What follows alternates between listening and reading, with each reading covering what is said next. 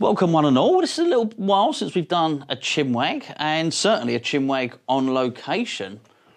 I wonder where the last one was. Maybe Tony Malloy, possibly at the Medway Pinball Club. We certainly went on location.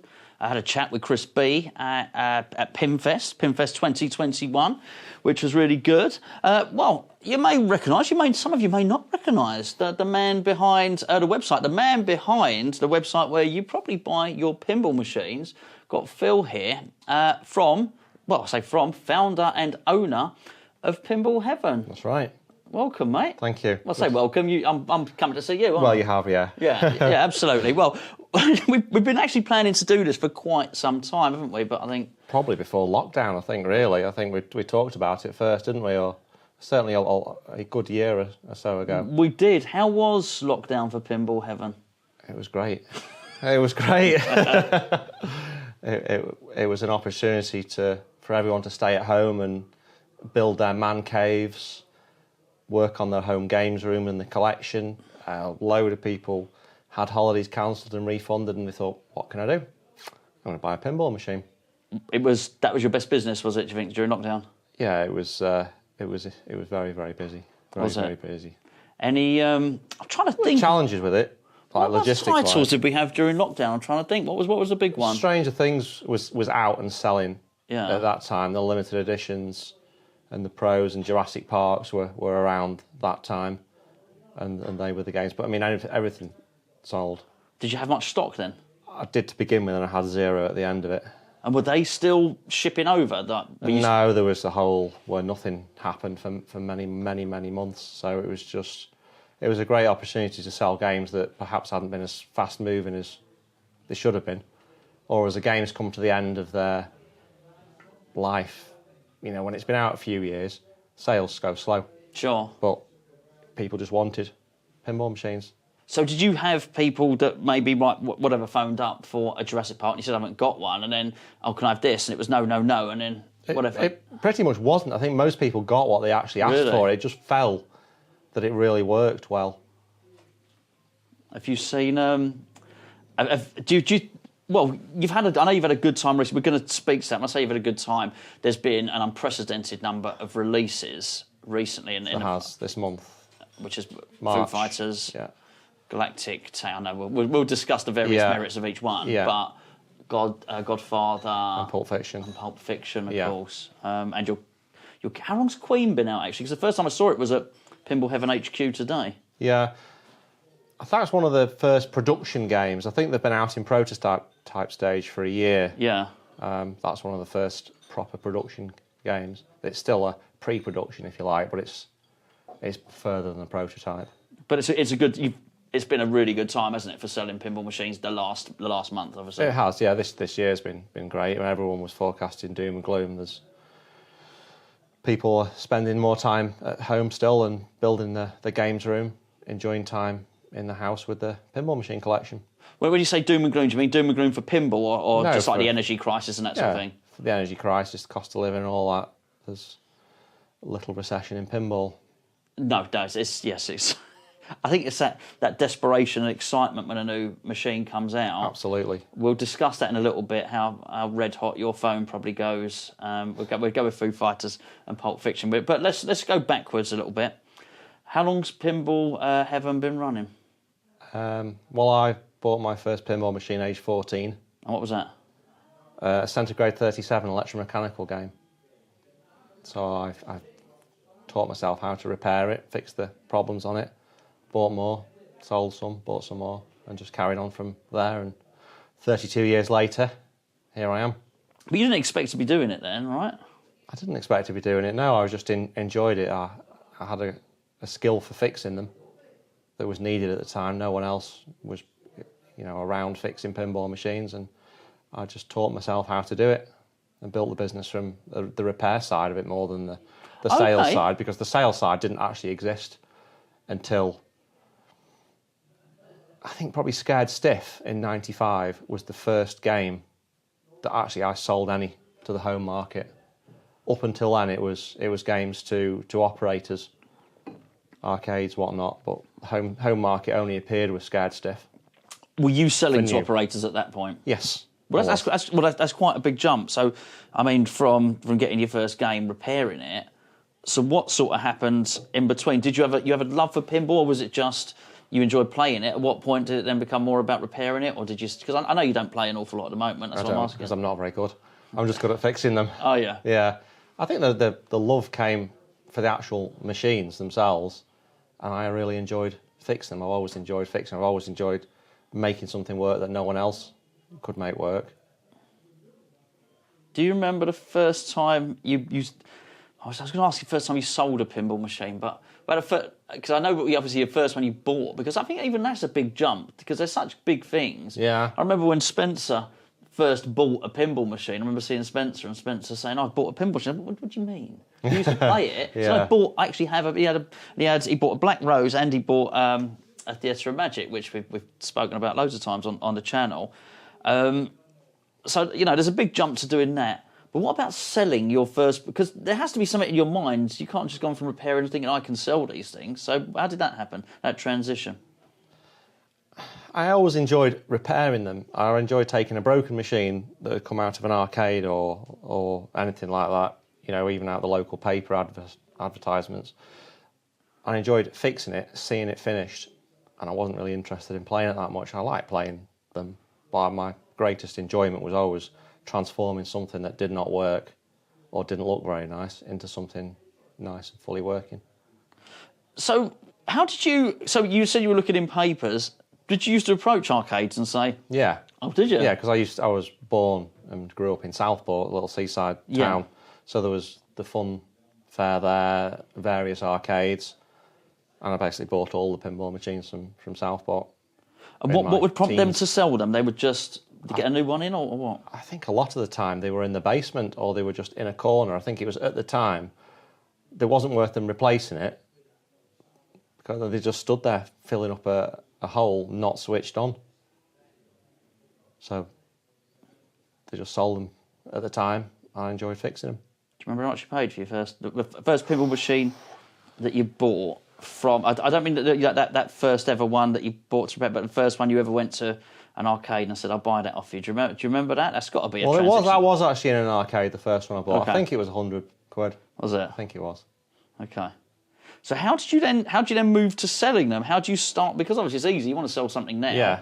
I don't mean your website. I mean if I want to sell something, I was going to say that glass. I'm not going to steal this glass. But if I want to sell something, I put it on eBay. But it wasn't easy before to sell something. No, well there was I think to be honest, a paper called Loot, if you remember that. Yeah, it's a colour, pink paper, pink or yellow. I think Loot was good for buying and selling in the very early days because I think it was free. Yeah. So I think as I bought more, I couldn't keep them all. I say the bit I enjoyed the most was restoring them. So once I'd finished it, I wanted the next one to restore. But that wasn't your job then? No, while I was at school. Okay. And then I was at college. Okay. What did you do when you left school? Went to college. Yeah, okay. But and then gave up college to start Pinball Heaven. I've never worked for anyone. Really? Yeah. I didn't know that. Yeah. I didn't know that. Okay. I've been really doing Pinball Heaven since I was 17. I started pinball, say, at 14. But since I was 17, I've never done anything else. And That's a hell of a jump. Pinball every day since. So there must have been very much a point in your mind where I guess, whatever your teachers or your parents were saying to you, you're going to have to get a job and what are you going to do, what you're going to train to be. But that's a hell of a thing, just to leave school and think, I'm just going to do pinball, which was your hobby. Yeah, well, I was doing college. I actually left college before I finished college because I was actually getting so busy. At the time, there was a big market for export to Europe. So I was getting games operation in the UK, cleaning them up, shipping 5, 10, 20. The demand was huge at the time, and the availability was also huge. Well, that's quite entrepreneurial as a teenager to put a number of pinball machines on a shipping container and send them over to Europe, right? Yeah. It is, isn't it? Well, yeah. You probably don't think of it now, but it is. I remember being VAT registered before I was 18. Which is quite good, really, I think, considering the price of games back in the day was not like the price of games now, whereas it's probably 12 Addams families in a year and you'd be VAT registered, whereas Fishtails back in the day at 495, 600 quid, it took quite a lot of them to Oh, okay. to get to those sort of levels. Okay, we're gonna need. I need some prices. I need some. I want to know, but just so everyone can cry on the video, really. Yeah. What's the cheapest Adams family you've ever bought? Probably 250 quid. Oh, I occasionally publish, when I go through, burn some old business records, I publish some of the old invoices on Facebook, Pinball Heaven's Facebook. And I think there was a Medieval Madness for 500 quid that I put on the other week. Just, I can't even imagine now. I remember Medieval Madness when it came out, I had 2 of them I couldn't sell.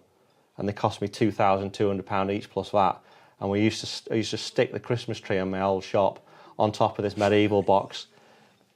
Couldn't sell it, and then now just imagine what a brand new in the box Medieval would be worth. An original unopened Medieval Madness in a box. Yeah, and other similar things. Safecracker was a not desirable game at all. I remember getting those, what they call closeout from Europe. I think they were 200 quid, brand new in the box. Open them up, take the boards out, throw the game in the skip. Take the boards out to harvest them for other games. Yeah, and the rest of the game was worthless because no one wanted it. The parts were all unique to Safecracker. There must have been 5 or 6 that we just got. Wow. Threw them away. Oh, wow. If only. I know. I know. Yeah, well... It worked at the time. The business succeeded because of things like that. Well, yeah. I mean, he's going to have to shout. How much for your Theatre Magic expense? Oh, God. I think I paid 800 quid for it. Yeah. 800. I don't think I ever got one less than that. No, I mean there was a time when there was a glut of them, and you could pick up Doctor Who's and that sort of stuff for about 400, 500, 600 quid, Banzai runs, all that sort of thing.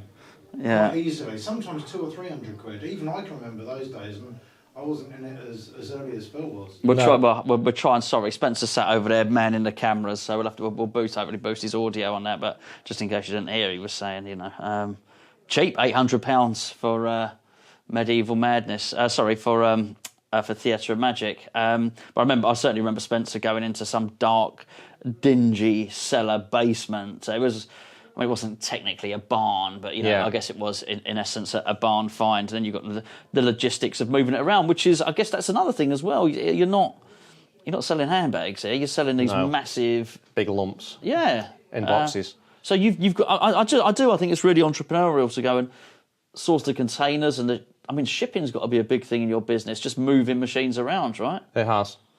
Mainly import now. There's less export since we left Europe for singles or don't do multiples anymore because I don't really get enough second-hand old games to do anything with. So it's all new. The odd new one goes abroad, but in reality, it died when we left Europe. So that's interesting. So your business at this point is you're getting older games, some from arcades. You're doing them up. You're moving them on. You're maybe sort of bastardising parts from other games to put into new games. At what point do you think I'm fascinated by this. Not only what point am I going to start buying new games, but how do you even manage to think that you can start buying new games, and why would you buy new games? Because that's going to lead on to something else I want to talk about with price and putting them on location. But to go from old games to new games, you must remember that quite vividly. Yeah, I just started getting inquiries. Not that many, to be honest. Yeah. I'd say Scared Stiff was the one that really did it. It was the first one that I probably sold 10 or 20 games for home into the use. home? Into the home, yeah. And there's nothing ever before that sold into the home in any numbers. It was probably... Was that timing or the title? I think it was a bit of both. I think there's obviously something that happened around that time and people really wanted the title. I think it was the internet was getting going really then, wasn't it? With, I remember watching Williams' website for the new release and seeing the picture download like that when we're on the old dial-up, really. Yeah. I mean, to be fair, it is a great game. Yeah. Isn't it? Where you've got all that stuff going on the back box, and I guess it is packed. And if you're gonna, to look at a game, it's quite impressive, isn't it? It is. It is. Because you've got all the skeleton bit, with the ramp going round, haven't you? So, yeah, I mean, I can understand that, but it's still a big jump. But it's a big commitment. How many did you buy? 10, did you say? I think at the time I only bought them as and when I sold them. There was no buying for stock like there is now. But you're buying them from America? No, I was buying them from Death Leisure, who were the Williams distributors at the time. So they're in Europe, or you? No, or they were UK? in the UK. Okay, so they stockpiled them. They did. So you'd say to them, "I'll take another scared stick." Yes. Move it on to Yes. a customer. Yeah. Okay. You talk about the location one. This is something that absolutely fascinates me, actually. So at the moment, when we were at an arcade earlier, what, £2 for 3 plays? Is that what it was on there? Okay. Yes. The last couple of years, I think certainly where we might have seen games go from maybe a pro, maybe I got it wrong in a couple of years, please correct me if I have, maybe from $6,500 for a pro to whatever, 8,500. Okay, 8,500. Yeah, about 8,500 now. That's going to have an impact in putting them on location, right? Because how are you going to get that money back? Well, they don't really depreciate, do they? So that's the advantage of operating a pinball. I mean, the operator demand is small now. Sure. But it's only a case of can you afford it as an operator, because you're not really going to lose any money unless you get a bad title. If you get a good title, Yeah. then you're not going to lose anything on it. Well, you just sold the Guardians of the Galaxy on the 4th. I was going to say that. I mean, that's a game I've operated for 6 years. It's had £18,000 through it. It's cash box. Has it really? Yeah. Oh, that's very... I don't get. Very honest of you to Well, say I that. don't get all that, but No, of course you don't. and the yeah. Batman takes it and everything like that. Yeah, Well, yeah. I mean, it just shows what pinballs can actually take in venues. And I've seen Ghostbusters was amazing. That just took so much money. Ghostbusters Premium. Really? I guess it is a gorgeous looking game, I guess, isn't it? And if you're into the theme. Yeah. Okay. That took a fortune. Okay, so yes, that's it. So you get to a point, you make all the money out of it, then you can it's about reselling the game. Yeah. Whereas I guess So you're only tying your money up while you got the thing, and then it's exactly what you paid for it, virtually, if you're lucky. But imagine now Foo Fighters is 8.5. By the time Foo Fighters is 3 or 4 years old, the new pros are going to be 10, aren't they? So then, even if you sell Foo Fighters at 8.5 or 8, you still get your money back, haven't you? Of course, yeah, absolutely. And whatever it's taken. Yeah, I guess so. But I guess I'm still caught up in. Because I remember they used to say, back in the olden days, if you want, they would run a machine, whatever it might be. In the early 90s, they'd run a machine for 3 or 4 years and then they'd throw it away. Yes. So it wasn't meant to be resold. No, it wasn't. Amazing. But, I mean, I heard stories when Adams came out of it paying for itself in 6 weeks was the best I ever heard. Really? 6 weeks. And they run it for a year and then... They're still out there earning, aren't they, Adams families? I spoke to an operator today. He's still got 4. Really? Yep, he's still got 4. And imagine if he bought that new. Yeah, $2,000. And how much money that's earned him. Yeah. Yeah, I mean, it's crazy, but I think they made 30,000 of those or something, didn't they? 20,000. Did they? 22 okay. or something like that. Yeah, I mean, it's an awful lot, but I mean, that's the right pin at the right time. It was. So what do you think it's taken... Do you think pinball's taken a dip? Well, it clearly must have done at some point. What do you feel has been the biggest dip in pinball? If we say that lockdown was a good time, Yeah.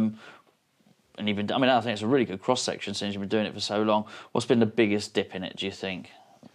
I think the worst time was when Williams closed in 1999. There was all the panic that went with that and all the people saying, I'm not going to be able to get parts for these things, and obviously no new games were coming out, and you really couldn't get parts for a few years.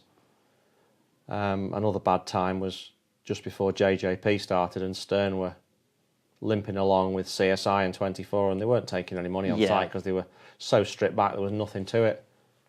Really? They weren't selling any decent numbers, so they were, obviously they were in a weak position because they had a venture partner come in, didn't they, to bolster the business. I didn't know. Sorry, Yeah. tell us that. What happened with Stern? Well, they had Dave Peterson join them to inject capital to keep it running, and I think we were in a recession at the time as well, probably the one of many banking crises, no doubt, the annual banking crisis of one way or another. And Stern was struggling, so Dave came in, injected a load of cash. Jersey Jack came up with Wizard of Oz, and Stern thought, I can sell games for a lot more than I have been doing. But I mean, it's quite important to point out, I think, because I think Jersey Jack have got a bad name recently, but I think it is important to point out how much, from the outside at least looking in, how much better that it was Wizard of Oz, wasn't it? That Wizard of Oz was than anything else that was being made at the time. They definitely dragged it forward, didn't they? Jack saved pinball. Without Really? doubt, he saved pinball. Just by creating that game, Jack saved pinball. Amazing. Because I think Stern would have been gone within 6 to 12 months. Really? Yep. Until they were shown, put a bit more effort in, make better games, charge a bit more. People will buy them. So what were they, if you go back to... So I played a few games recently, and I think, funny enough, they've been shopped by Chris B. Yeah. Maybe they come out of location, but they've been shopped. Big Buck Hunter, possibly. X-Men. Yeah. So these are they Sam games? Is that yes. what they are? Yeah. They seemed really solidly built, to be fair. Yeah. They did seem very solidly built. What was the price of those then? So what was this? You say this big price difference between Jersey Jack, Wizard of Oz. What was the price of those games, those X-Men and stuff like that? I think they were hovering around the 3-ish really? mark. And I can't remember what Wizard of Oz when it came out, but I think it was 6. Oh, it doubled. Yeah. Even if Big Buck Hunter and those games were 3.5, they don't think they were any more than that. Sure. I mean, I've never played a CSI or what was it? 24, do you say? 24 and Buck Hunter and all those Rolling Stones games were just. But I think particularly the CSI and the 24 because they're television programs. But they are ugly machines, and I do apologise if you've got one at home. But I do think they're really ugly, and you can't imagine too many people.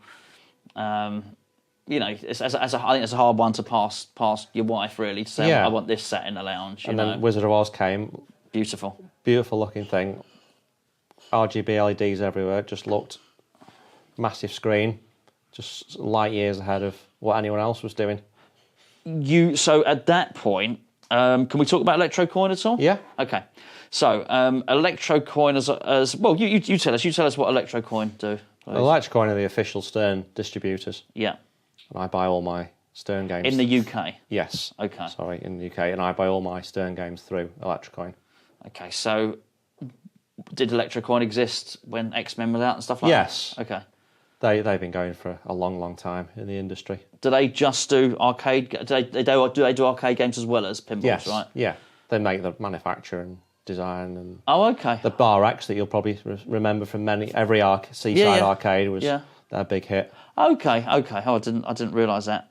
So they're an import. So they bring in all the Stern games. So you have to buy from everyone in the UK has to buy from Electrocoin. They can't go to Stern and get one directly. That's right. Okay, but when Jersey Jack came out, so if you were already buying from Electrocoin then, how did that work out for you? How did you think, oh, there's this new shiny Wizard of Oz, how am I going to get that? How did that work out? Well, Jack came to do the Pinfest show.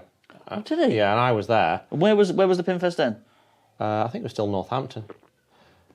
I knew Jack because when Electrocoin and I didn't really see eye to eye, Jack used to supply me all the Stern games, which I used to import. Oh, really? You used to circumvent it? Yes. So I was already had a good relationship with Jack from buying many, many, many Pirates of the Caribbean. I think was the main game I got of him at the time. And then he came to Pinfest. I said, look, I know you're looking for a distributor, so I'd like to do that for you. Okay, so he'd already released. So did you get any Wizard of Oz? Yeah. Okay. Yeah. No, he at the point he'd announced it, I was already on board. Okay. So he came to Pinfest because I might have this wrong because it's sort of a very highly sought after game now. Pirates of the Caribbean, the obviously the Jersey Jack one, not so much the Stern one, which I think you can see. It was the Stern one I was talking about. When I was talking about importing. When I was talking you got Jersey Jack to import Stern before it was Pirates Jersey of the Jack. Caribbean. Yes. Before and Jersey Jack. Elvis was the other game. Okay. A lot of Elvis and a lot of Pirates. Right. Okay. So he hadn't done Wizard of Oz at that point? No, he hadn't. We just knew each other and did he tell you? Did he say I'm going to make a really good game? Yeah. Brilliant. We were friends for a long time before JJP was even a thing. Really? Yeah. Okay, so you knew it was coming. Well, you didn't mind me know what it was. I think I didn't know any earlier than anyone else. Really, there was rumours circulating if Jack's going to make something. And what did you think when that came round for your own business? What did you think when he released Wizard of Oz? I just thought, wow, what a difference! What have you achieved? It's amazing. I remember standing at the London EAG show with him where we first released it, the 1st January, and he told me there was 10 prototypes in existence. There was 2 of them on my stand, and they cost him $2 million to make 10. So I was like, that's 200 grand, and that's 200 grand.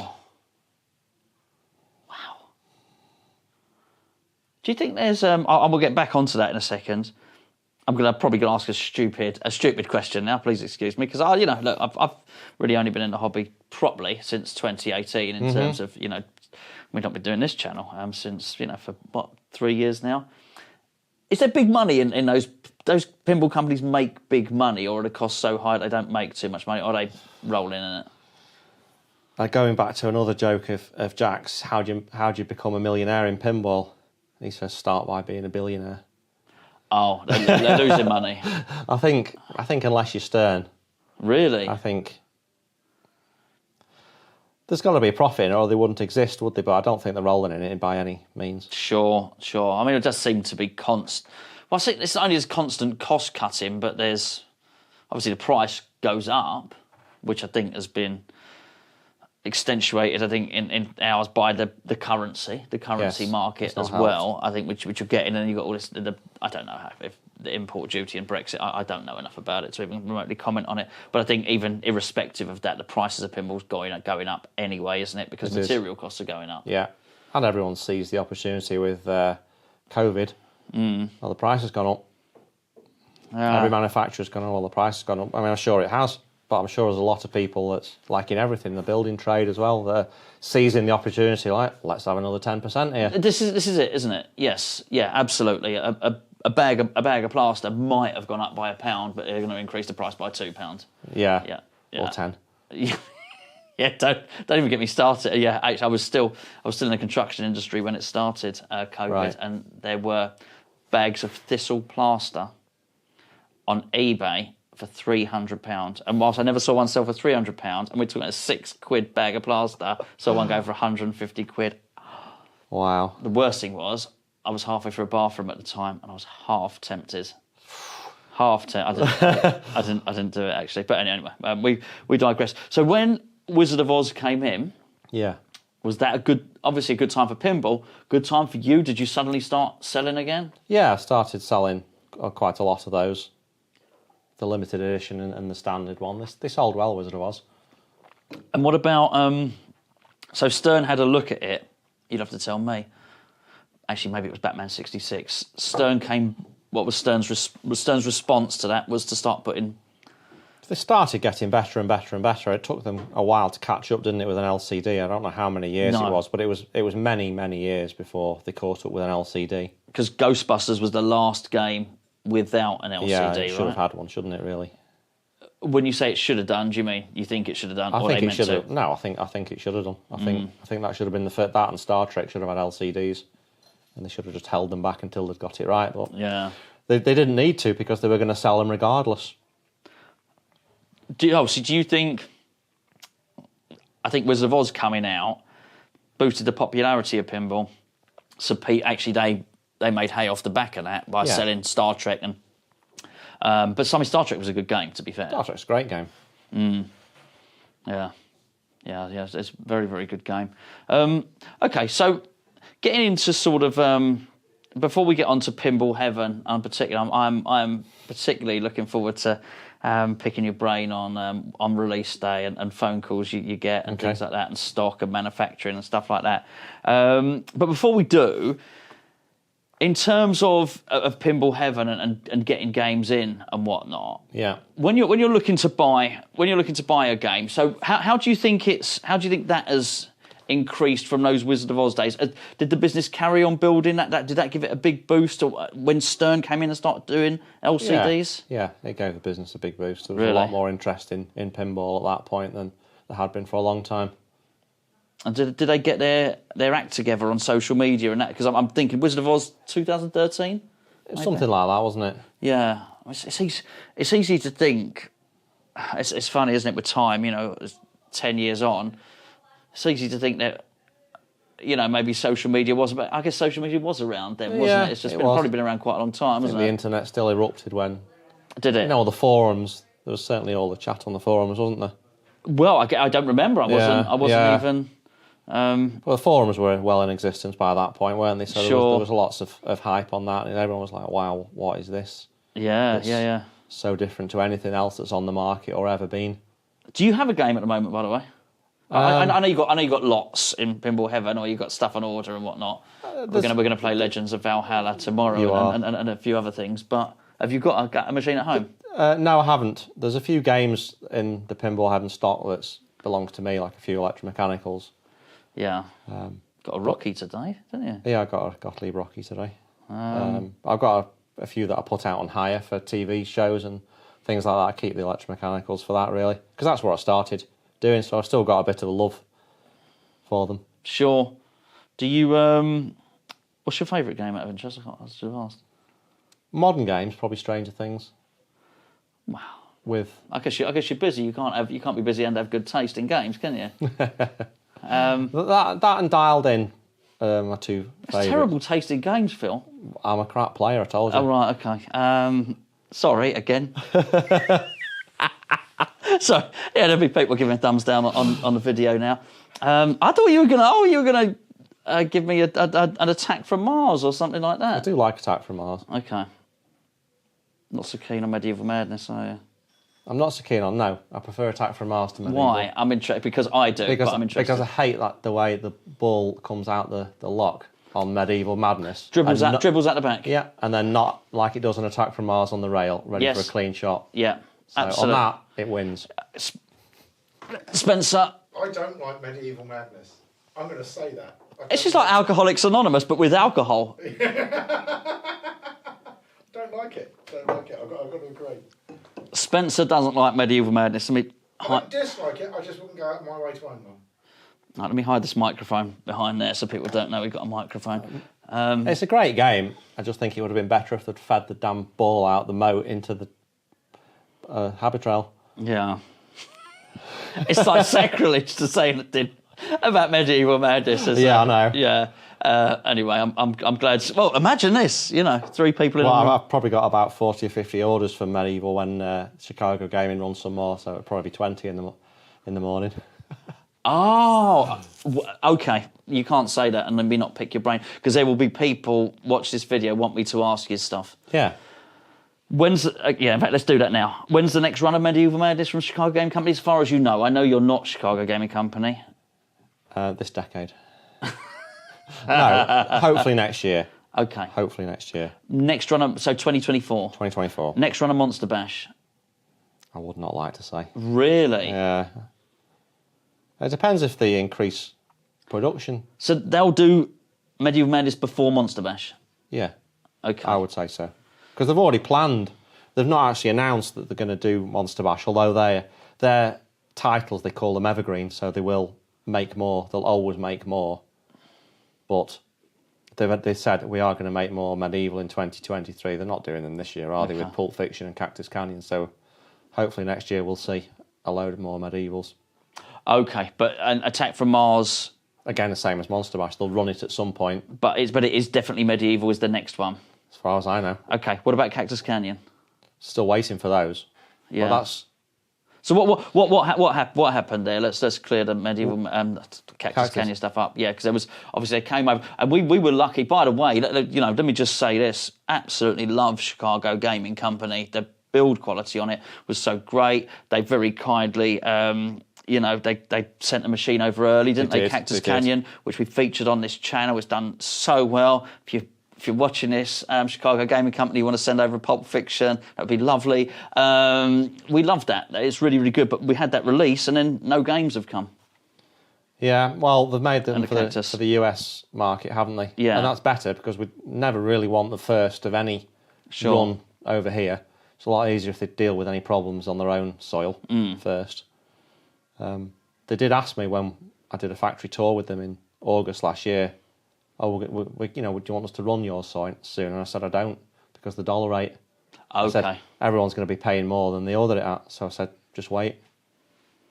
So do we think? Well, I'm not going to ask you. They are going to make them, aren't they? There's Yeah. no doubt about they're going to make them. But we didn't want them when the dollar was 114. And what's it now? Today it's 123. Okay. So I mean, the game was priced originally based on the dollar at 130. So we're not a massive amount out at 123, but we're a huge amount out at 114. Okay. Gotcha. Yeah. Well, you might. I'm sure you know more than me. Hopefully it climbs and whatnot. But you think do you think they're close? They'll do that before they do Pulp Fiction, though, right? I hope so. I don't see why they wouldn't do it like that, because Pulp Fiction's not scheduled to go on the line till October.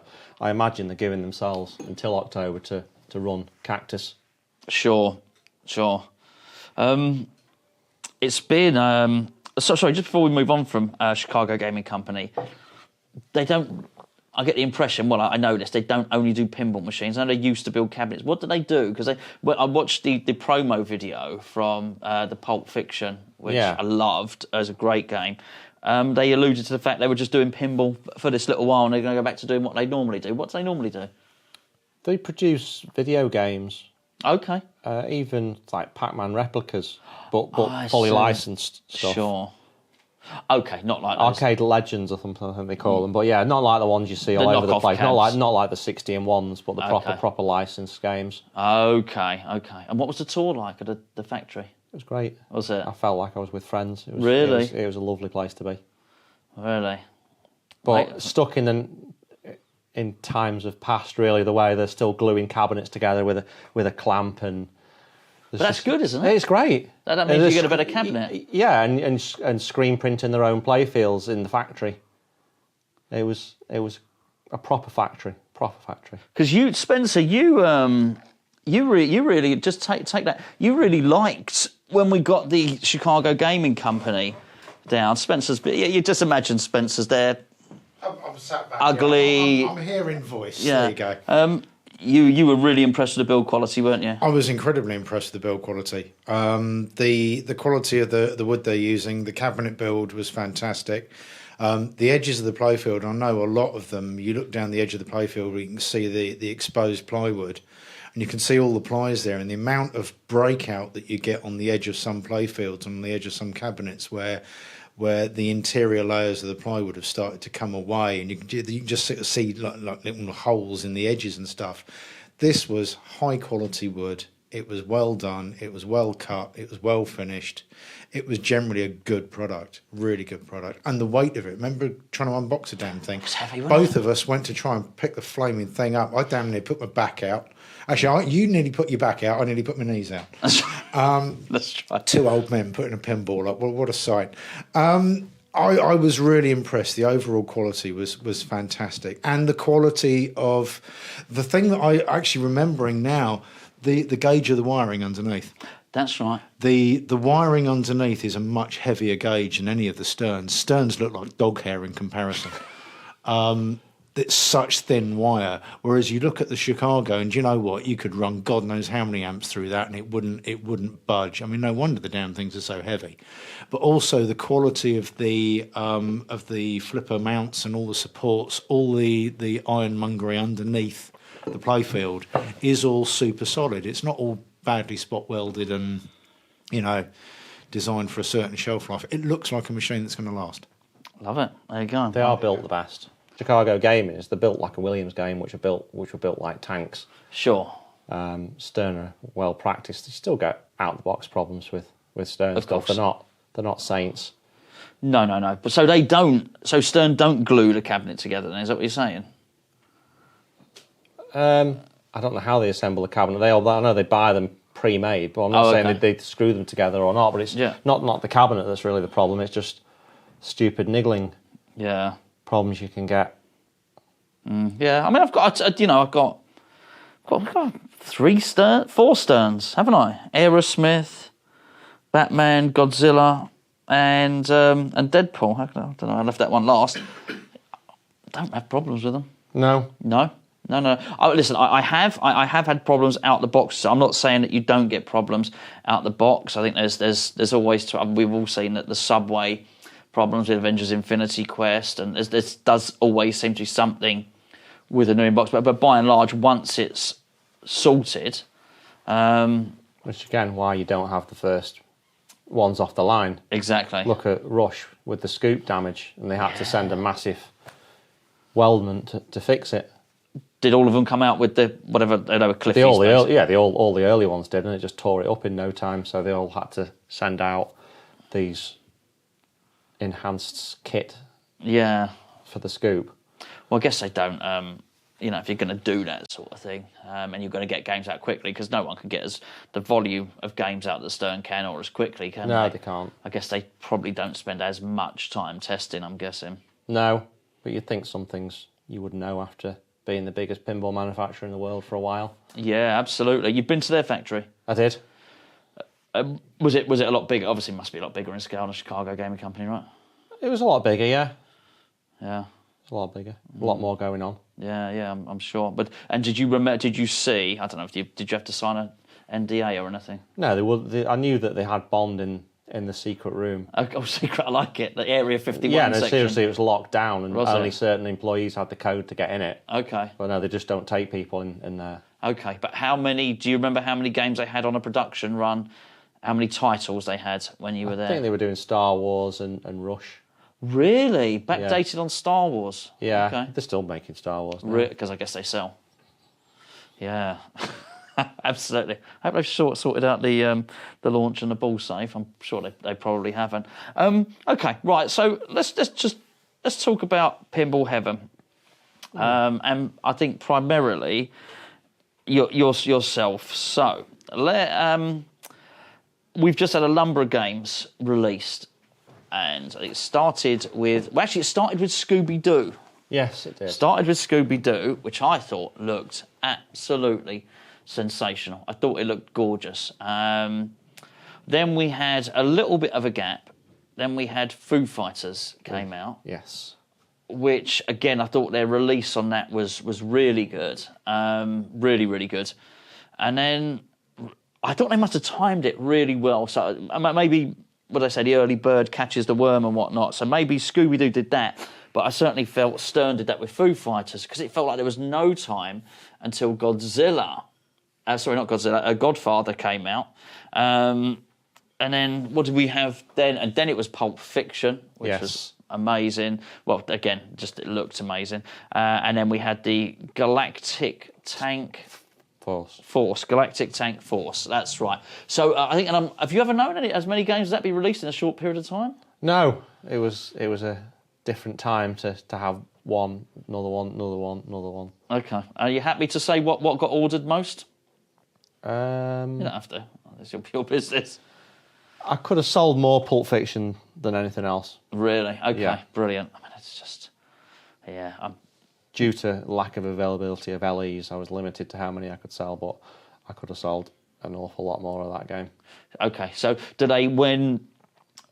do a company know? I mean, that's different because we're dealing with different companies here. Yeah. So everyone must do things differently. Do they notify you? So I guess do Electrocoin tell you of how many games you're going to get?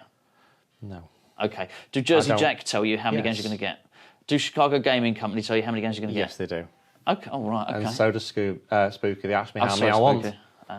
Oh, really? Yes. How much should we put you down for? Whereas Electrocoin is like, how many do you want? Well, 10. Well, we can get you 5. Okay. Well, I've sold 10. Can I have 10? Not really. We'll give you 7. We'll give you 7, but you have to pay a bit more. Really? Yeah. Okay. Yeah, I think that would... I think that would annoy me, to be honest with you. Just the business, how it is. That's just how it is. I guess so. Okay, so would it be fair to say it's probably because of that? And I guess is it fair to say Electrocoin are a middleman? Because they are, yeah. Yeah. So it's probably more difficult to sell Stern machines. It is harder because you haven't got the same control, you haven't got the same information, you don't know how many you're getting. It is harder to deal with them than it is with the other manufacturers that I am a distributor for directly and exclusively. So do you try and mitigate that? So even if you've asked for 10, do you try and almost allocate less Sterns knowing that you're probably going to get a few less? To a certain degree, or keep a wait list, really. And some people, it's the way it goes, that everyone wants it the night it comes out. So they want to put an order in, and it might be a week before you say, yeah, you can have one. I know you've ordered one and paid the deposit, but yeah, you confirmed, oh, I'm really sorry, you can't have one. Okay, well, let's deal with rumours and releases, because I do find the way. I mean, I've worked in a few different industries in my time. I do find the way pinball operates to be odd, unique. It really is. It really is. I find it really secretive. I mean, earlier on we were talking about mountain bikes. Yes. So, for instance, I guess a company like Stern would pale into insignificance in comparison to even a company like Shimano or somebody, or even one of the big mountain bike manufacturers.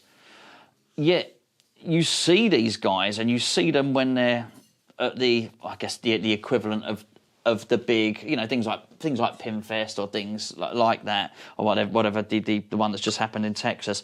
Not only will they be there, and I'm not talking about their post releases, that they got quite happy to have people there mingling, and they'll very much speak to people like us, and they'll say, "Oh, look, we got a such and such bike coming out. We've changed the angle on this. We're going to put an extra gear on. We're going to go and we're going to be sort of looking to upgrade the suspension. You're going to be really excited when it comes out. They'll give over a level of information about the bike. So I think that's really interesting. But what they tend again not to do this. I mean, cameras. Obviously, you can see two cameras there. Those cameras, not cheap cameras there.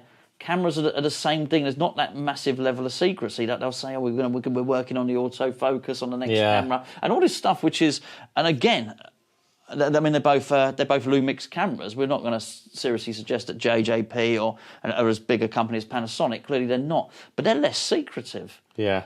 Yet they've probably got more to guard. And I think it's really interesting. What they don't do is release these teasers. So what you don't get to find is, so for instance, if you've got the S5 is coming out of that camera, when the S6 is going to come out, I don't think you've got this clamour of people saying, "Oh, can I place an order for an S6, even though the S6 hasn't been released yet, and I haven't seen it?" Or what people might imagine is maybe they're going to make an S10. Yeah. Can I order that? And I think that's what you're getting in pinball. So somebody might hear they're going to make A-type. Let's go with Back to the Future. Yeah. People must contact you and say, "Phil, can I have a Back to the Future?" Yes. But as far as I know, at the moment, there is no Back to the Future. That's right. So how do you deal with that sort of thing? Have taken up to this point lists of people that are interested, but that's getting harder and harder because people change their mind. They don't want it. It's not what they imagined. Like it's just Back to the Future 3. And they want Toy Story. Yeah, but that's an example. It's a comparison, isn't it? But yeah, if it's just Back to the Future 3, it's not the same as 1, 2 and 3, is it? Yeah. So then, they might be like, "No, I don't really want that. I really wanted it based on the second film or the first." So they've got ideas in their head of what this thing is going to be. The best thing they've ever imagined is already up here. And when it comes out, it's not that, and they just don't really want it. So are you, I mean, you say you had to change that because it's, I know I've sort of got this, it's that whole sort of fear of missing out thing. So you get to press release. I'm not talking about teaser. I guess teaser day is the point where, so if we go with Foo Fighters, they released there was a few tunes played. You didn't get to see the pinball machine. You just got it was a bit of a cartoony graphic, exactly. Wasn't it? But they're producing Foo Fighters. Mm-hmm. How much interest did you have on that day with people saying, "I want this"? Yeah, there was people ordering LEs, even though they'd not seen. If you love the band, for example, okay, you're in, aren't you? Okay, and you're happy to take orders. So I take it you can't. That's just a list before. So if we go back to what we're saying, so there's a rumoured release, like Back to the Future. You can't take deposits on that. But there's you're making a list. Yeah. But you must have got burnt on Toy Story because. Well, every game, to be honest, there's always someone that says they're having it, and then they don't. Yeah. Okay. And because when they see the release, it's not what they thought. Well, circumstances change, It's not necessarily the person's fault. Circumstances change. For sure. Yeah. But I mean more a case of, actually, well, if you look at the recent one, actually, do you know what? I don't want Foo Fighters. I've changed my mind. I've seen out Godzilla has been released. Can I switch my money? Do you get that? Can I switch my money to that instead? Yeah. And you try and accommodate where you can? It's try and accommodate where you can. It's difficult when you've ordered an LE for someone. Yes. And you've turned someone else down for it. And then, well, I don't really want it because you ordered it. So you really need to have it. Sure. And what are your... what are your stock levels generally? Do you carry much in stock? £250,000, 300,000 quid to the pinball machines at any one time, I would have said. Really? That you're actually holding right now? I'm actually holding right now, yeah. Which are ideally the ones that you want to sell, aren't they, I guess, because they're in your... The business has also succeeded very well in the past by having stock that it can deliver within a week. Where other people that sell to games rooms, they don't have it in stock. They have to order it. I've beaten them every time because other rival companies in the UK. Sure. I've got it. When can I have it? Yeah, you can have it next week. Yeah. Like, all right, okay. Yes. So that's worked very well for it. Yeah.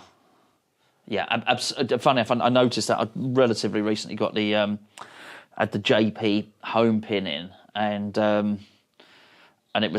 noticed it was being sold.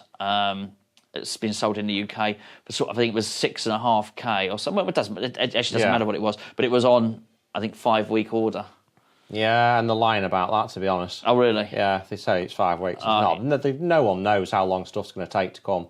Okay. Oh, right. Oh, yeah. I didn't know. It's just hopeful that someone says, well, I can live with 5 weeks. And then when 5 weeks has come, well, it's going to be another few weeks. Sure. I mean, and that's what I had, because at the point I decided to let it go. Not the guy, by the way, not the guy I let it go to. Had a lovely, made a lovely deal, and I got an 8-ball deluxe, which I'm really happy with. But someone I was negotiating with before that, he said, I can get another one off a prominent UK website.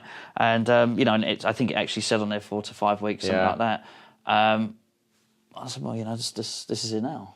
It's like I've got this here now. And I think at that point it had 28 plays on it or something like that. It's good as new.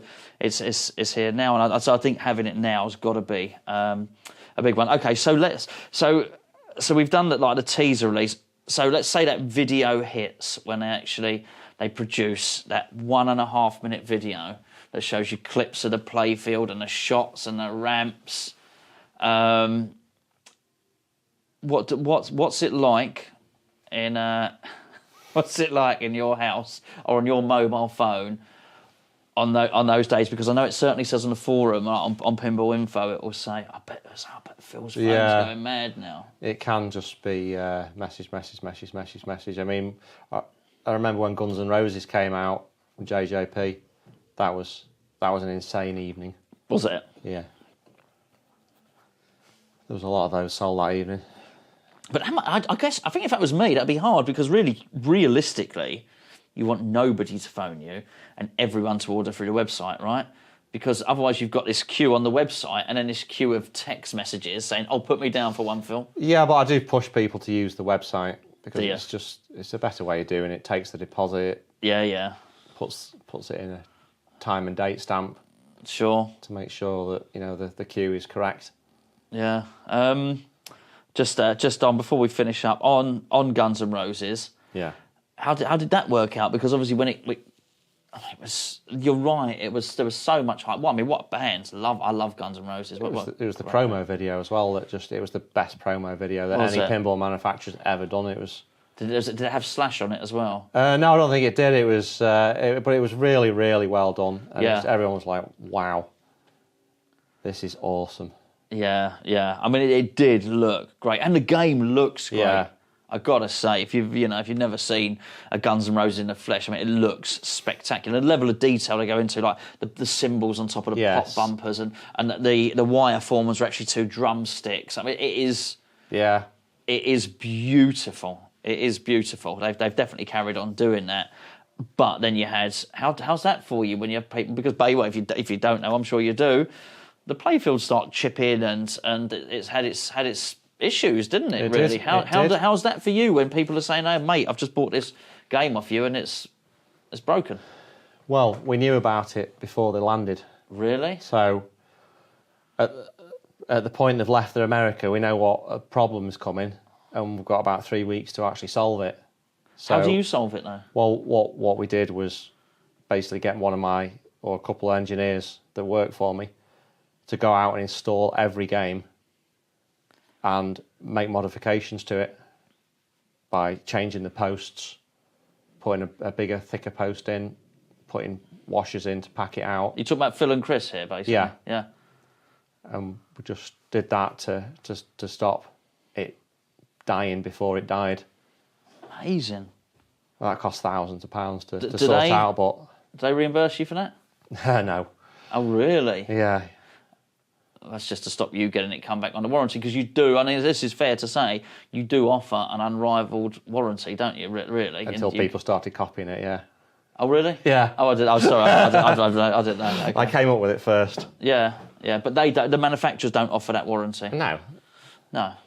Well, it's good, to be fair, if you've offered that warranty and then it's encouraged other people to do it, then that is good for the consumer. It is good for the whoever, consumer, yeah. Whoever buys a game from whoever. In reality, if a pinball's going to break, it's going to be in year one or probably month one versus the 2 years that I cover it for. Sure. In reality, years 1 to 2, you're really unlikely to get any problems. And how about? I mean, I don't know where we stand if I name people. And what about if a pinball machine from a certain manufacturer were to arrive in and it's absolutely ruined, maybe even bent or crushed or split or something? Yeah. Do they go through you, or are they going straight back to the manufacturer? How does that work? Me. Oh, really? Yeah. And I'll deal with it. So you liaise and you speak to Stern. Yes. How I think you, well, listen, you know what I'm referring to. Probably Yes. most of the people watching this know. You just said the manufacturer. All right, I haven't said the person. Did I say the manufacturer? Oh, shit. Anyway, there you go. All right, but I'm not saying the people or the game.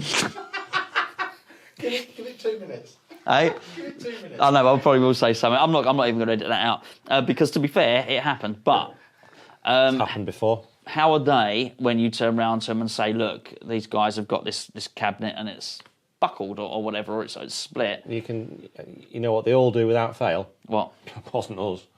Really? Every time. There's 3 people in the chain. It's the manufacturer in the States, whoever that is. Mm. The shipping, they load the container, it goes to Hadfields, typically for me. Yeah. Hadfields Transport. Hadfields are the only people to open the container since it got loaded in America. Mm. And somewhere between them to Hadfields to me, stuff gets damaged. And I don't think it's Hadfields for a minute, because I wouldn't use them if I did. They're very good. Hadfields are very, very. They know really how much nice this stuff guys. is. We've got a great relationship with them. I've used them for a long time. Yeah. I tell them if anything comes damaged out of the container, I want to know at the point you unload it, because otherwise, you're getting blamed. Yes. Yeah, absolutely. So who? And all the manufacturers say, well, it wasn't us, it was him. Well, I don't think it was. Well, prove it. Right, But does it get sorted in the end? It gets sorted in the end, but it's a lot harder than it should be. Really? I don't imagine for a minute the manufacturers load anything damaged, so I can see their point. But ultimately, it's not my problem because I haven't damaged it.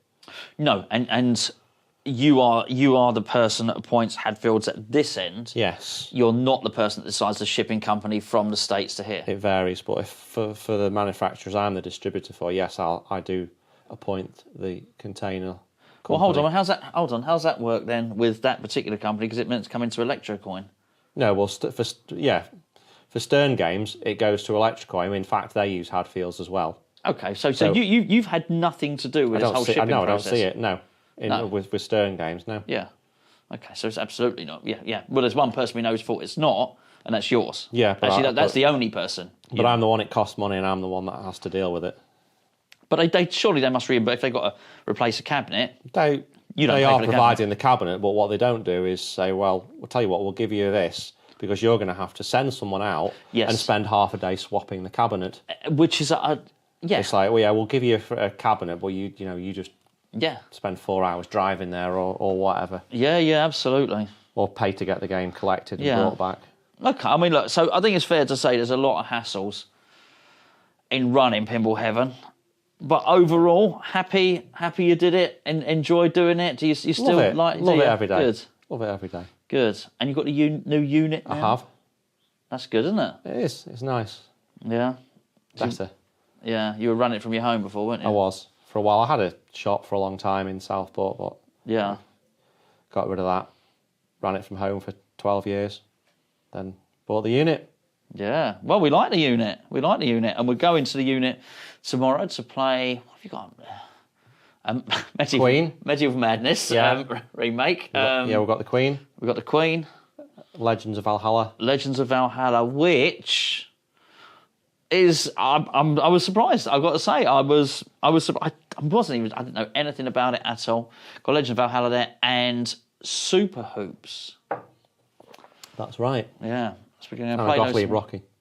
And Rocky, which is not going to be set up. That's still, the back box is still disconnected. So we're going to be back there tomorrow. So you'll be seeing a load of other videos coming up from all of those games. We also filmed James Bond today. How did that go? How's that sold? Because obviously, you know, the whole release and everything as you know, not. I think the licensing in particular. It took them so long to get the licensing for them to get that video footage on screen. There was a problem. The hardest license I think they've had to deal with. Really? Yeah. So when you've got a license like that, and I think it's the same as Star Wars, anyone that gets a Star Wars license is so tied by the owners that you're really limited to what you can and can't do with it. And it spoils it, really. It does. I actually enjoyed the game. Well, you know, I actually really did. Spencer played it as well. Obviously, I beat Spencer. And quite profusely thrashed him actually, yes. and my backside is still sore. Yeah, there you go. But I really enjoyed the game. I couldn't say, we played it in the arcade. I couldn't say whether the code's finished. I hear it's not, but I actually really enjoyed that game. But it does when you look at the licenses, I think it's really clear. When you see actually, Guns N' Roses would be a good example. When you see Slash is heavily involved, it's no problem. You want to call out? No problem. Don't worry. I'll phone up Axel and I'll get Axel to speak into. They wanted that game done. Absolutely, and then you got Tarantino. Yeah, is actually when I looked on I think it was the featurette. When I looked at the featurette, Tarantino had been looking at sort of late 70s, early 80s games. And actually going to Chicago Gaming Company and said, "This is a nice game. This is a nice pinball machine. This is a nice pinball machine. I'll use anything from the movie." You know, obviously they had problems with music licenses, of course, which you'd expect. But actually, call outs, I'll pick what you want. That's the difference, isn't it? And you get to make a truly excellent game, which I'm really looking forward to that coming in. Mate, thank you very much. No problem. There we go.